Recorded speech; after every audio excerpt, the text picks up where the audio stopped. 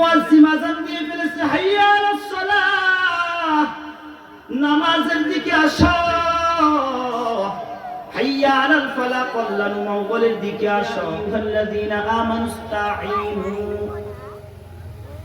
ইয়া আইয়ুহাল্লাযীনা আমানুস্তাঈনু বিস-সাবরি ওয়াস-সালাহ, ইন্নাল্লাহা মা'আস-সাবিরিন। এক নম্বর, আল্লাহ মায়া করে আমাদেরকে ডাক দিয়েছে কি করে? কোরআনের মধ্যে আল্লাহ পাক রব্বুল আলামিন দুইটা জায়গার মধ্যে মানুষদেরকে ডাক দিয়েছে। এক জায়গার মধ্যে আল্লাহ বলে ইয়া আইয়ুহাল্লাযীনা আমানু, আরেক জায়গার মধ্যে আল্লাহ বলে ইয়া আইয়ুহান নাস। আল্লাহ আমাদেরকে মায়া করে ডাক দিয়েছে, আল্লাহ বলে ইয়া আইয়ুহাল্লাযীনা আমানু, হে দুনিয়ার মানুষ, আমানুস্তাঈনু, তোমরা সাহায্য কামনা করো, চাও, বিস-সাবরি ওয়াস-সালাহ, সালাত এবং সালাত এবং ধৈর্যের মাধ্যমে, সালাত এবং সবরের মাধ্যমে। ইন্নাল্লাহা মা'আস-সাবিরিন, নিশ্চয়ই আল্লাহ পাক রব্বুল আলামিন ধৈর্যশীলদের সঙ্গেই থাকে। কাদের সঙ্গে? আরো জোরে আওয়াজ দিয়ে বলেন, কাদের সঙ্গে? ধৈর্যশীলদের সঙ্গে কে থাকে? আরো জোরে বলেন, কে থাকে? আল্লাহ এক নম্বরে বলেছে ইয়া আইয়ুহাল্লাযীনা আমানু, হে দুনিয়ার মানুষ, ইস্তাঈনু, তোমরা সাহায্য কামনা করো, চাও, বিস-সাবরি ওয়াস-সালাহ, সবর এবং সালাতের মাধ্যমে। কিসের মাধ্যমে? সালাত এবং সালাতের মাধ্যমে। ইন্নাল্লাহা মা'আস-সাবিরিন, নিশ্চয় আল্লাহ পাক রব্বুল আলামিন ধৈর্যশীলদের সঙ্গেই থাকে। হাদিসের মধ্যে আল্লাহ রাসূল সাল্লাল্লাহু আলাইহি ওয়াসাল্লাম বলে, আউয়ালু মা ইউহাসাবু বিহিল আবদু ইয়াউমাল কিয়ামাতিস সালাহ, কিয়ামতের দিন সর্বপ্রথম কিসের হিসাব নেওয়া হবে? আরো জোরে বলেন, কিসের হিসাব নেওয়া হবে? সর্বপ্রথম নামাজের হিসাব বান্দা তোমার নেওয়া হবে। কিসের হিসাব? হাদিসের মধ্যে একটা কিতাব আছে সহিহুল জামি', 2573 নম্বর হাদিসের মধ্যে আল্লাহ রাসূল বলে, আউয়ালু মা ইউহাসাবু বিহিল আবদু ইয়াউমাল কিয়ামাতিস সালাহ, কিয়ামতের দিন সর্বপ্রথম বান্দা তোমার নামাজের হিসাব হবে। কিসের হিসাব? যদি কোনো বান্দা নামাজের হিসাবগুলি পরিপূর্ণভাবে দিতে পারে, এরপরে যত হিসাব আছে আমার আল্লাহ সব হিসাবগুলি বান্দার জন্য সহজ করে দিবে। চিল্লায়ে বলি সুবহানাল্লাহ, আর জোরে বলি সুবহানাল্লাহ। আজকে দুনিয়ার প্রত্যেকটা জায়গার মধ্যে দেখা যায় মানুষ আছে। তুমি বিবাহের অনুষ্ঠানের মধ্যে দেখবা মানুষ, কোন জায়গায় খেলা চলতেছে মানুষ, প্রত্যেকটা আয়োজনের মধ্যে মানুষ। কিন্তু কপাল পুরা মুসলমান, আমাদের মসজিদের মধ্যে কোনো মানুষ পাওয়া যায় না। 5 বেলা ভরপুর। চিল্লায়া বলেন ঠিক কিনা? বলি আমরা মুসলমান হয়েছি ঠিক, ফজরের সময় মসজিদ খালি, জোহরের সময় খালি, আসরের সময় খালি, মাগরিবের সময় খালি, দৈনিক দিন 5 বেলার নামাজের সময় মসজিদ খালি। এই যে আজকে বেহেশতের বাগানটা খালি হয়ে আছে, অথচ একটু গিয়ে দেখেন দোকান পাটের মধ্যে এইখান থেকে ওইখানে মানুষ বেশি। ঠিক কিনা? কারণ ভালো কাজ আমাদের করতে মন চায় না। আবার যদি বলি জান্নাত চান কি চান না, বলবেন জি হুজুর জান্নাত চাই, তবে আমল না করে। ঠিক কিনা? নামাজ না পড়ে জান্নাত চাই। ও বান্দা, দুনিয়ার লাইনে যেমন তুমি লাভবান যদি হতে চাও, ব্যবসার ক্ষেত্রে তুমি যদি লাভবান হতে চাও, তুমি চিন্তা করো কোন ব্যবসাটা করলে বেশি টাকা উপার্জন করা যাবে। করি কি করি না? কোন কাজটা করলে বেশি টাকা উপার্জন করা যাবে। আখিরাতের লাইনে কত অপশন আছে, কত অপশন। একটা অপশনের দিকে আপনার ভালো নজরে তাকাই না। চিল্লায়া বলেন ঠিক কিনা?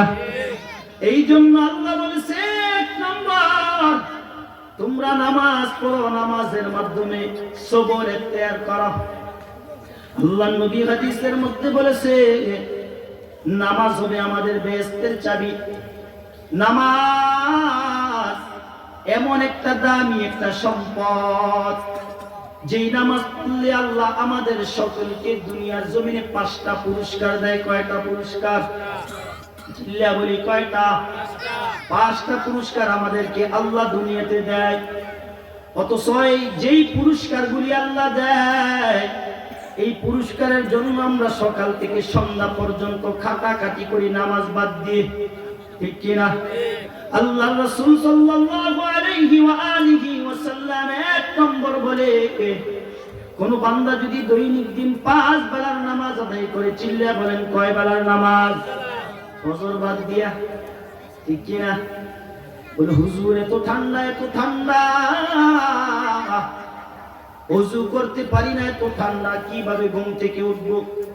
কম্বল বাদ দিয়া, ল্যাপটপ বাদ দিয়া কিভাবে আরামের ঘুম হারাম করবো? ও যুবক, একটু চিন্তা করে দেখো। ও এলাকার বৃদ্ধ বাবাজিরা, একটু চিন্তা করে দেখো। আজকে যদি এই মুহূর্তে যদি আল্লাহ আজরাইলকে অর্ডার করে ফেলে, তোমার দেহ থেকে রূহটা বের করে ফেলতে, আগামী দিন সকাল হওয়ার আগে তোমাকে কবরের মধ্যে পৌঁছাইয়া দিবে, ঠিক কিনা? আজকে তোমার মন বলে তুমি আরামের বিছানা হারাম করিও না। এত সুন্দর আরামের বিছানা, এত সুন্দর আরামের ঘুম তুমি হারাম করিও না, ঘুমাইয়া থাকো।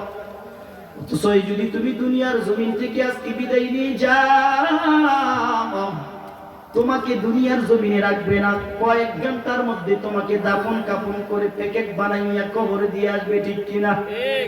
এখন আমি যদি বলি তোমার সন্তান তোমাকে বড় মহাব্বত করে ভালোবাসে, ও সন্তান তোমার বাবাকে না তুমি কত মহাব্বত করো, ভালোবাসো, 2টা ঘন্টা, 1 দিন আরো 2 দিন তোমার বাবাকে ঘরে রাখো, কোন সন্তান রাখবেনি? জোরে বলেন রাখবেনি? কোন এমপি মন্ত্রীকে রাখবেনি? বলে যেই বাবাকে এতদিন ঘরে না দেখলে ভয় পাইতাম, আজকে ওই বাবার দেহ থেকে রূহটা চলে যাওয়ার পর আজকে বাবাকে ঘরে রাখলে ভয় পাই, ঠিক কিনা? ওই বাবাকে ঘরে দেখলে এখন ভয় পাই, চিন্তা আসে, বাবা দুনিয়াতে বিদায় নিয়ে গেছে।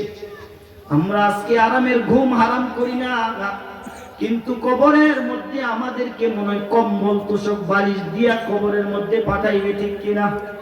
মাত্র সাদা 3টা সাদা কাপড়ের প্যাকেট, কয়টা? কয়টা?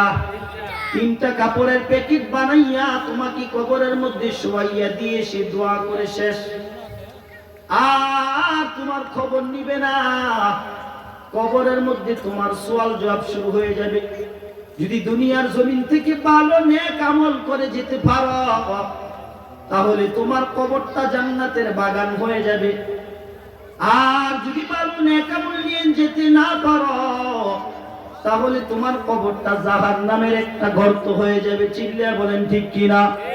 আল্লাহর নবী বলে, কোন উম্মত যদি দৈনিক দিনের 5 বেলার নামাজ আদায় করে 5টা পুরস্কার দিবে। কয়টা পুরস্কার? 5টা পুরস্কার পাইতে চাই কি চাই না? চিল্লায়া বলেন পাইতে চাই কি চাই না? আরো জোরে বলেন। 1 নম্বর, আল্লাহর নবী বলে, যে উম্মত দৈনিক দিন 5 বেলার নামাজ আদায় করবে, সকাল থেকে সন্ধ্যা পর্যন্ত যেই রিজিকের জন্য টেনশন করে সব নামাজ বাদ দিয়ে দেয়, আমার আল্লাহ ওই বান্দার রিজিকের অভাব দূর করে দিবে। চিল্লায়া বলেন সুবহানাল্লাহ। কিসের অভাব দূর করে দিবে? বলেন কিসের অভাব? আমার আল্লাহর রাসূল বলে, 1 নম্বর 5 ওয়াক্ত নামাজের 1 নম্বর পুরস্কার, যেই ব্যক্তি 5 বেলার নামাজ আদায় করবে, প্রথম তার রুজি রোজগারের মধ্যে আল্লাহ বরকত দিয়া দিবে।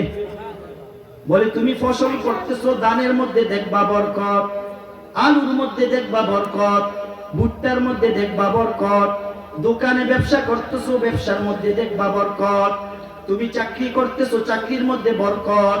আমার আল্লাহ তোমার প্রত্যেকটা কাজে কর্মে, ব্যবসা বাণিজ্য, ফসলের মধ্যে বরকত দিয়া ভরপুর করে দিবে। চিল্লায়া বলি সুবহানাল্লাহ। 2 নম্বর, আল্লাহর নবী বলেন, যে উম্মত দৈনিক দিন 5 বেলার নামাজ আদায় করবে,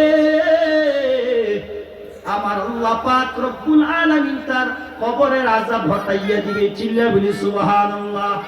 তার কবরের আযাবগুলি আল্লাহ maaf করে দিবে। কিসের আযাব? আরো জোরে বলি কিসের আযাব? 2 নম্বর কবরের আযাবগুলি আমার আল্লাহ maaf করে দিবেন।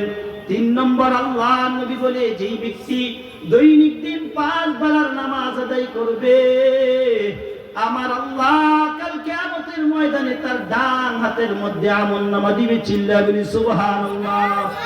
ওই বান্দারা ডান হাতের মধ্যে আমলনামা পেয়ে তো খুশি,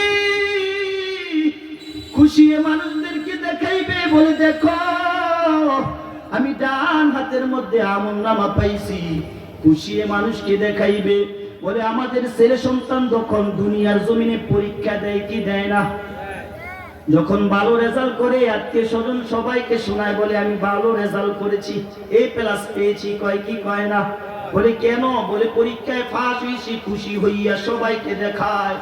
আল্লাহর নবী বলে, ওই কিয়ামতের ময়দানে যখন উম্মতদেরকে ডান হাতে আমলনামা দিবে, তখন তারা খুশিতে মানুষদেরকে দেখাইবে, দেখো আমি ডান হাতে আমলনামা পাইছি। আল্লাহর নবী বলে, যারা 5 বেলার নামাজ পড়বে, 4th নাম্বার পুরস্কার তাদেরকে দিবে। ফুলসেরাতের উপর দিয়া বিদ্যুতের গতি আল্লাহ তাকে পার করে দিবে। চিল্লা বলি সুবহানাল্লাহ। আরো জোরে বলি সুবহানাল্লাহ। ওই ফুলসেরাতের রাস্তাটা এত কঠিন, হাদিসের মধ্যে পাইলাম 30,000 বছরের রাস্তা। এটা চুলের মতো চিকুন হবে, বেলেটের চাইতো দাঁড় হবে, এত কঠিন রাস্তা। এটা আল্লাহ বিদ্যুতের গতির মতো আল্লাহ দ্রুত তাকে পার করে দিবে, যে 5 বেলার নামাজ আদায় করবে। আমরা পার হতে চাই কি চাই না? ফজর না পড়ে সপ্তাহে 1 দিন জুমা পড়ব, ঠিক কি না? হ্যাঁ, 1 জুমা পরে আর মাঝখানে কোনো নামাজের খবর নাই, আবার জুমার দিন হাজির, ঠিক কি না? এই নামাজের কথা কি আল্লাহ বলেছে? না।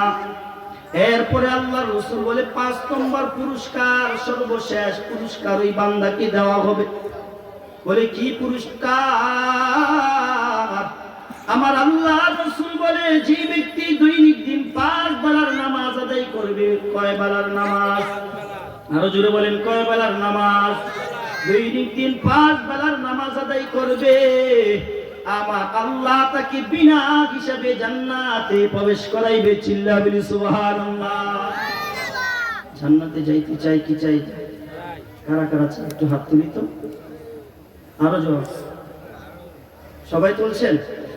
আল্লাহ আমাদের সকলের হাতগুলি কবুল মঞ্জুর করে নিন। আমাদের সকলকে মরার পর যেন জান্নাত নসিব করে। আমাদের সকলকে যেন দৈনিক দিন 5 বেলার নামাজ জামাতে সে আদায় করার তৌফিক দান করে। সে বলিয়ান হাত নামা। এরপরে আল্লাহ রাসূল 15টা শাস্তির কথা বলেছে। কয়টা শাস্তির কথা? 15টা শাস্তির কথা। যে ব্যক্তি নামাজ পড়ে না, নামাজে অবহেলা করে, আযান হয়ে গিয়েছে, কি হয়ে গিয়েছে? মুয়াজ্জিন আযান দিয়ে ফেলেছে, হাইয়া আলাস সালাহ, নামাজের দিকে আসো, হাইয়া আলাল ফালাহ, কল্যাণ মঙ্গলের দিকে আসো।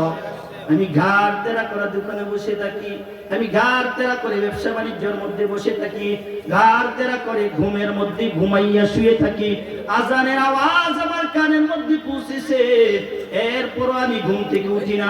আসেনি? আমাদের সমাজে আসেনি? আসেনি? বলে আসে। আজান শুনেছে, এরপরও ঘুমের মধ্যে ঘুমাইয়া রয়েছে। আসসালাতু খায়রুম মিনান নাওম, ঘুম হইতে নামাজ ভালো, অথচ উনি কয় নামাজ থেকে ঘুম ভালো। যদি ঘুম থেকে নামাজ ভালো হইতো তাহলে তো উঠা নামাজের মধ্যে যাইতো, ঠিক কি না? কারণ ঘুম থেকে যদি ভালো নামাজ হইতো, ঘুম থেকে উঠা নামাজ যাইতো। উনি নামাজ বাদ দিয়ে ঘুমাইয়া থাকে, মানে অর্থ উল্টা চেঞ্জ করে ফেলেছে। নামাজ থেকে ঘুম ভালো, ঠিক কি না? আল্লাহর নবী 15টা শাস্তির কথা হাদিসের মধ্যে বলেছে। কয়টা শাস্তি? আমি কয়েকটা শাস্তির কথা বলে বয়ান শেষ করে দিব, সময় খুব সংক্ষিপ্ত। আল্লাহ